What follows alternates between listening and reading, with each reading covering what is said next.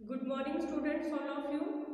Welcome back on the online classes of BA Part 3rd Year English Literature, started by our own college, Srimati Ramkumari PG महिला महाविद्यालय। बेटा कल हमने अपनी poem Dover बीच शुरू की थी, जिसके बारे में कुछ मैंने इम्पोर्टेंट फैक्ट्स आपको बताए थे रिलेटेड टू द पोएट, ठीक है ना। और आज कुछ आपको थोड़ा सा और बताते हैं रिलेटेड टू द पोएम के बारे में बताते हैं। This poem was published in 1867। ये आप नोट करना थोड़े से। This poem was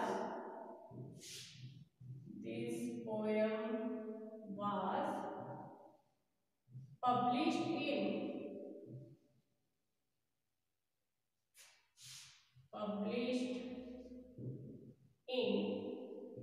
1867. Okay, it was published in 1867. Next है, the poet has expressed the poet has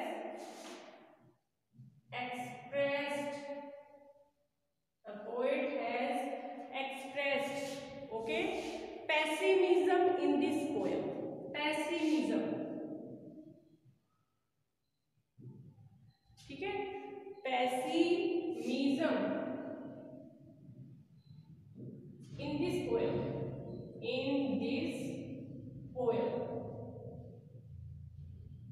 pessimism यानी निराशावाद, यानी ये पोएम आप ये कह सकते हो कि 1867 में पब्लिश हुई, ठीक है। द पोएट हैज एक्सप्रेस का मतलब होता है टू शो, दिखाना, टू शो। पेसिमिज्म यानी सैडनेस, पेसिमिज्म का मतलब होता है सैडनेस इन दिस पोएम, यानी इस पोएम के अंदर कवि ने हमें निराशावाद भावना को व्यक्त किया है, ठीक है। नेक्स्ट है, the world is full of misery. The poet says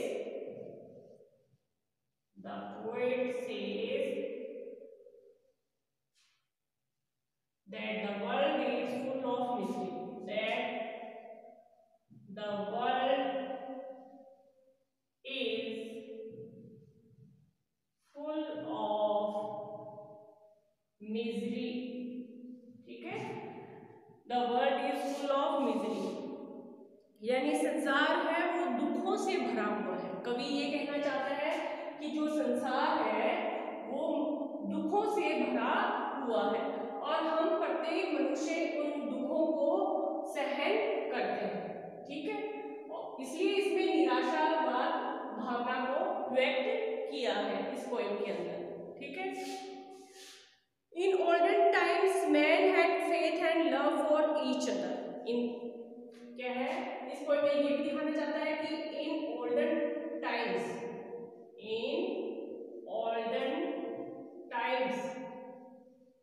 यानी ओल्डन टाइम्स कहें तो पुराने समय में, ठीक है। Man had faith and love, man had faith and love, faith and love for each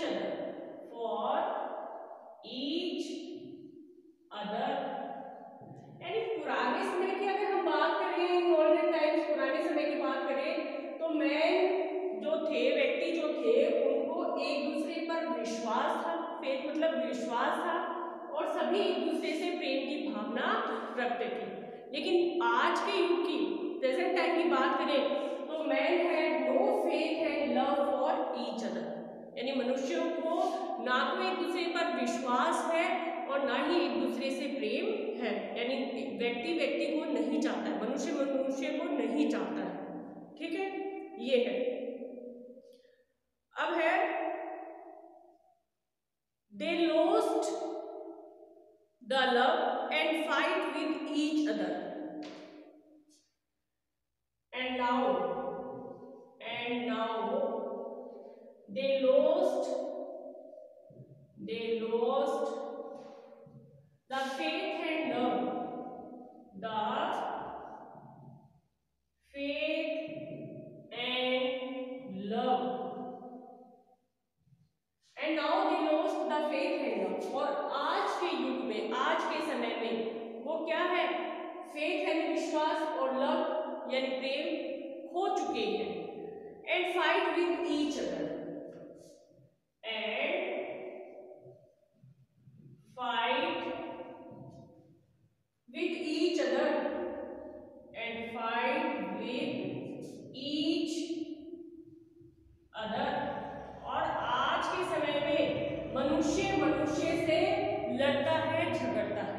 ये ऐसा समय आ गया है। इस पोएम में कवि जो पोएट है वो हमें ये दिखाना चाह रहा है कि जो पुराना समय थे, पुराने समय में मनुष्य को मनुष्य के ऊपर विश्वास था, मनुष्य मनुष्य से प्रेम करता था, चाहता था यानी एक दूसरे को। लेकिन आज के समय में मनुष्य खो चुका है, ना विश्वास को भी खो चुका है और प्रेम को भी खो चुका है, यहाँ तक कि मनुष्य मनुष्य से लड़ते हैं। ठीक है, अब है the poet is reminded of it in this poem.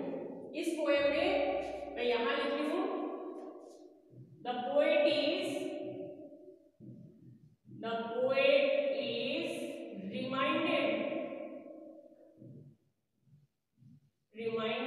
Of it, इन चीजों को याद करता है। The poet is reminded of it यानी इन चीजों को याद करता है।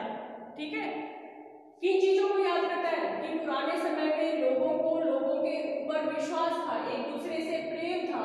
लेकिन आज ऐसा समय आ गया है कि मनुष्य को मनुष्य से ना तो प्रेम रहा है और ना ही उसके ऊपर विश्वास रहा है।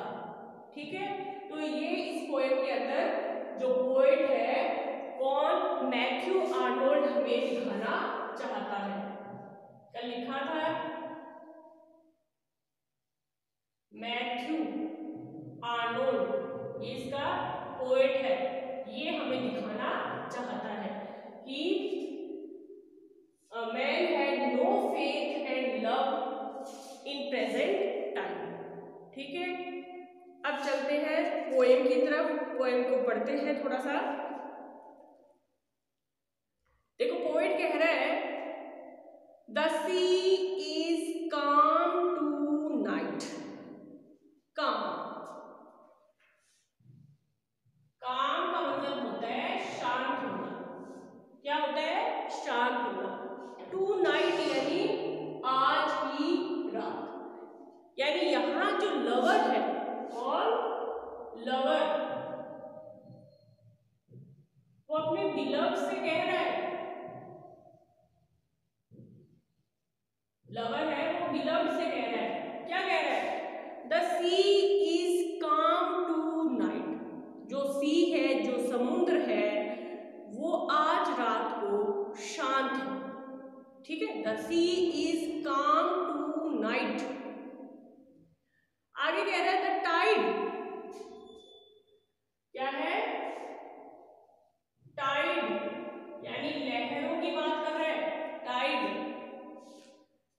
द टाइड इज फुल, लहरें हैं वो पूर्ण गति से, तेज गति से आ और जा रही है। द मून लाइज फेयर, और जो चंद्रमा है वो पूर्ण रोशनी के साथ में चमक रहा है। ठीक है, वो ये बताना चाह रहा है कि जो चंद्रमा है वो पूर्ण रोशनी के साथ में आकाश में चमक रहा है, और जो लहरें हैं वो पूर्ण गति से आ और जा रही हैं, और अपनी प्रेमिका को ये समझाने की कोशिश कर रहा है कि आज रात को जो सी है, जो समुद्र है, वो बिल्कुल शांत है। ठीक है, upon the straits, upon the straits, ये स्ट्रेट्स क्या है, अपॉन द स्ट्रेट्स, स्ट्रेट्स बोलते हैं दो समुद्रों को जोड़ने वाला तंगे रास्ता। दो समुद्रों को आपस में जोड़ने वाला तंगीय जो रास्ता होता है उसे स्ट्रेट्स बोलते हैं। अपॉन द स्ट्रेट्स, और वो चंद्रमा पूर्ण रोशनी कहाँ बिखेर रहा है, कहाँ डाल रहा है? अपॉन द स्ट्रेट्स, जो दो समुद्रों को जोड़ने वाला तंगीय रास्ता है उसके ऊपर चंद्रमा पूर्ण आकृति के साथ में चमकता हुआ दिखाई दे रहा है। यानी ऐसा लवर अपनी बिलव्ड को बता रहा है, जो प्रेमी है वो अपनी प्रेमिका को बता रहा है कि चंद्रमा पूर्ण आकृति के साथ में पूरी अपनी रोशनी के साथ में आज चमकता हुआ दिखाई दे रहा है। कहाँ? अपॉन द स्ट्रेट्स, दो समुद्रों को जोड़ने वाला तंगीय रास्ता। आगे कह रहा है on the French coast, coast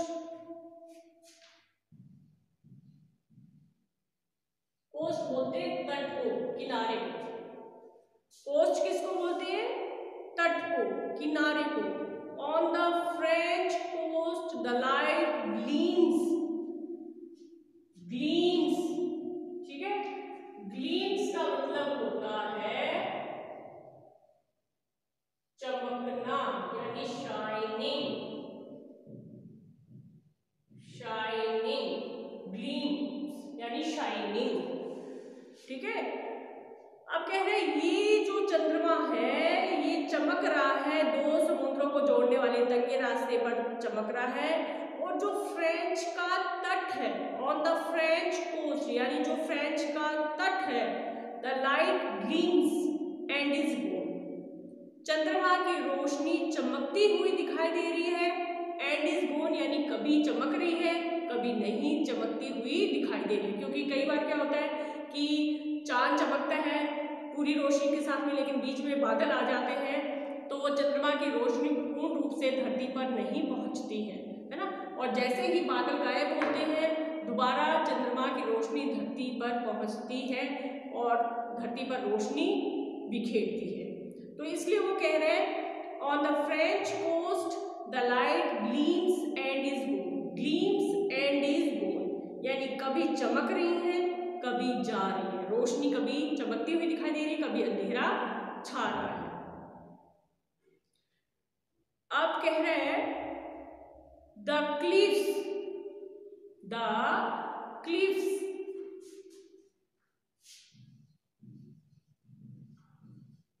cliffs बोलते हैं ढालू चट्टानों को। किसको बोलते हैं? ढालू चट्टानों को, जो चट्टानें ढालू हैं, ढली हुई हैं, सीधी नहीं है। The cliffs of England stand, और वहां पर उस चंद्रमा की रोशनी में जो इंग्लैंड के जो ढालू चट्टानें हैं वो दिखाई दे रही है, क्योंकि चंद्रमा की रोशनी अत्यधिक है ना। और कह रहे हैं जो इंग्लैंड की जो ढालू चट्टानें हैं वो खड़ी हुई, सीधी खड़ी हुई दिखाई दे रही है। क्योंकि आपको पता है कि जैसे हम पूर्ण चंद्रमा की रोशनी होती है तो हमें सारी चीजें साफ साफ दिखाई देती हैं, है ना। और अगर चंद्रमा की रोशनी नहीं होती है तो अंधेरा छा जाता है और रात के समय कुछ भी दिखाई नहीं देता है। तो वो अपनी प्रेमिका को ये बताना चाह रहा है कि जो आज रात को जो सी है, जो समुद्र है वो बिल्कुल शांत है, लहरें हैं वो चंद्रमा की रोशनी में, क्योंकि चंद्रमा की रोशनी पूर्ण अपनी रोशनी बिखेर रही है धरती पर, इसलिए जो लहरें हैं वो भी पूर्ण गति के साथ में आ और जा रही है। और क्या कह रहा है कि जो चंद्रमा की रोशनी है वो सीधी कहाँ पर पड़ रही है? अपॉन द स्ट्रेट्स, स्ट्रेट्स पर पड़ती हुई दिखाई दे रही है। और कह रहे हैं जो फ्रेंच का तट है, जो किनारा है, उसके ऊपर जो लाइट पड़ रही है वो कभी चमक रही है, चमकती हुई दिखाई दे रही है, एंड इज गोन, और कभी जाती हुई दिखाई दे रही है, ठीक है। और बाद में उसने बताया the cliffs of England stand, उस रोशनी के अंदर जो इंग्लैंड के ढालू चट्टानें हैं वो सीधे खड़े हुए दिखाई दे रहे हैं। ग्लिमरिंग, अब आया है ग्लिमरिंग।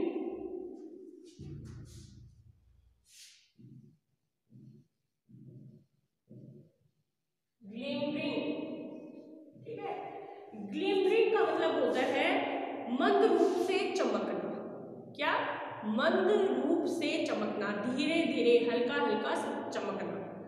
ग्लिमरिंग एंड वास्ट, यानी कभी तो जो चंद्रमा की रोशनी है वो मंद रूप से चमकती हुई दिखाई दे रही है, यानी हल्की हल्की आ रही है, और कभी एंड वास्ट बता रहा है। वास्ट यानी बोलते हैं इसको विशाल, वास्ट विशाल, बिग, ठीक है।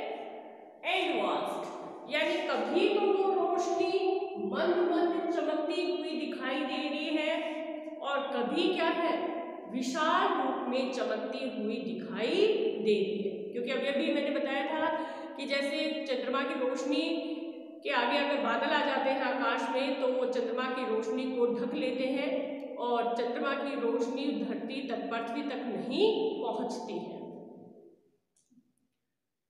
अब कह रहा है out in the tranquil bay, out in the tranquil, tranquil का मतलब होता है शांत,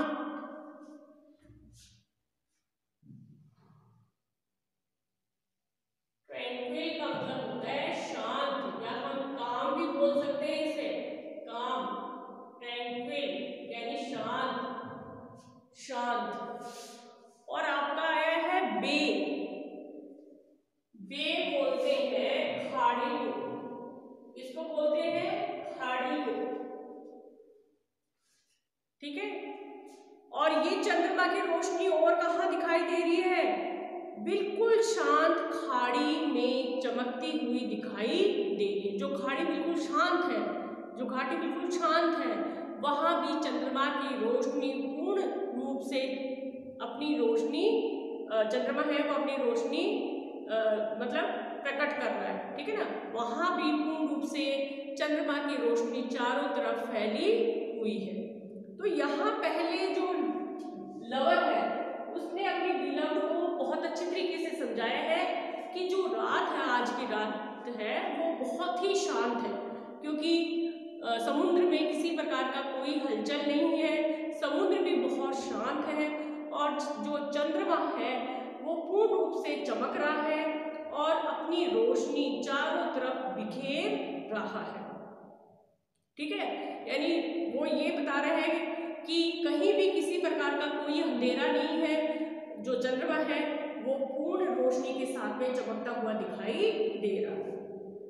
अब कह रहा है कम टू द विंडो, अपने बिलव्ड को कह रहा है, लवर कह रहा है कम टू द विंडो, कि खिड़की के पास में आ जाओ, हे प्रिय खिड़की के पास में आ जाओ, कम टू द विंडो।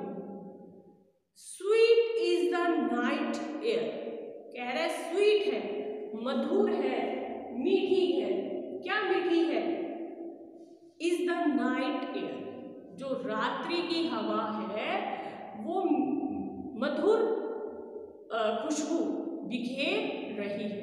क्योंकि हम भी जानते हैं कि जैसे अगर बाहर मौसम बहुत खराब होता है, अंधेरा होता है, तो हमें वो हवा शांत नहीं दिखाई देती या हम शांत महसूस नहीं करते हैं।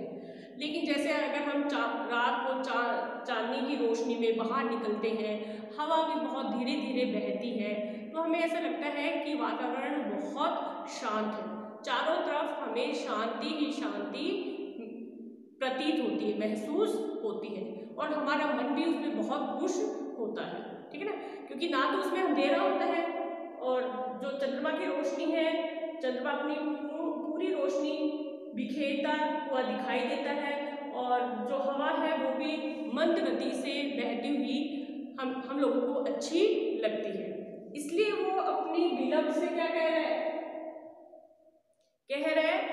कि come to the window, window के पास में आ जाओ, हे प्रिय खिड़की के पास में आओ। Sweet is the night air, क्योंकि वो बता रहा है कि जो रात्रि की हवा है वो मंद गति से, मधुर गति से बह रही है, जो कि हमारे मन को मोहने वाली है, हमारे मन को अच्छी लगने वाली है। Only from the long line of spray, long line of spray, spray का मतलब होता है पानी के छींटे, स्प्रे, स्प्रे का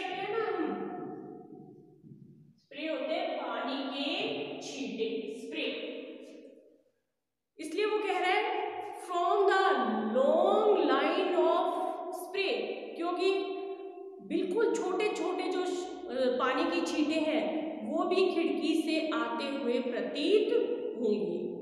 अब उसने बोला है लॉन्ग लाइन, क्या है आपका long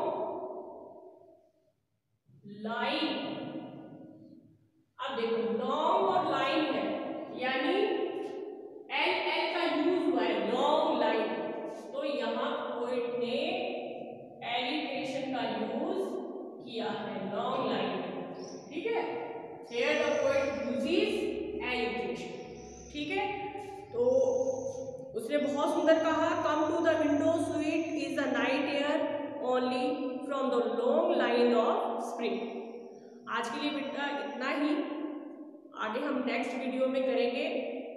thanks and have a nice day.